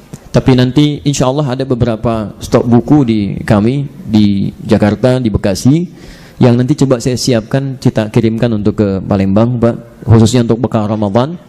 Saya tidak tahu yang hadir berapa keluarga ini yang ada di sini, tapi nanti coba kita koordinasikan, kita kirimkan buku dan itu gratis. Silahkan untuk baca, perdalam lagi, mudah-mudahan bermanfaat untuk bekal Anda, terutama nanti yang terkait dengan puasa ya, terkait dengan puasa. Nanti kami kirimkan, ya coba cek alamatnya, atau ada yang ke Bekasi nanti kami titipkan, bisa sekalian dibawa ya. Yang ada masalah kita kirim 200 atau 300 kan, nanti teman-teman bisa ambil setiap keluarga, atau mungkin kalau cukup nanti 500 kita kirimin. Ya, nanti silahkan teman-teman bagikan, terus pelajari lagi, mudah-mudahan bisa lebih baik lagi ya. Itu saya kira saya tutup dengan beberapa kalimat. Pertama, tingkatkan amal saleh, perbaiki diri kita. Kalau belum mampu berlomba dengan orang soleh meningkatkan kebaikan, sekali lagi berlombalah dengan para pendosa untuk istighfar dan bertobat. Yang kedua, jangan tunda waktu untuk memperbaiki diri, karena waktu kita sangat terbatas. Tidak tahu kita kapan akan kembali pada Allah Subhanahu wa Ta'ala. Yang ketiga, maaf, jangan banyak hilangkan pahala dengan amalan yang tidak produktif. Saling mencela, saling berdebat dengan yang tidak produktif, yaitu hindari sajalah. Hindari, ambil yang baik-baik. Kalau tidak sesuai dengan ukuran Nabi, ya tinggalkan. Tapi jangan mencela, doakan dan ajak dalam kebaikan. Kemudian yang terakhir, teman-teman sekalian, semua yang benar dari uraian ini itu petunjuk Allah dan Rasulnya, silahkan amalkan. Kalau Anda menemukan uraian saya yang keliru, sampaikan pada saya untuk saya koreksi, saya istighfari, dan tinggalkan pendapat saya, ambil pendapat ustadz lain yang lebih baik, dan jauhi perdebatan yang tidak baik. Demikian, jelas sampai sini? Paham insyaallah? Taib. Kalau demikian kita akhiri dengan doa kifaratul majlis. Subhanakallahumma wa bihamdika asyhadu an la ilaha illa anta astaghfiruka wa atubu ilaik. Wa akhiru da'wana alhamdulillahirabbil alamin. Al'afwu minkum. Kami pamit. Kami jam 3 harus sudah ke bandara dan salat subuh di bandara. Kita jumpa lagi dalam kesempatan yang lain. Assalamualaikum warahmatullahi wabarakatuh.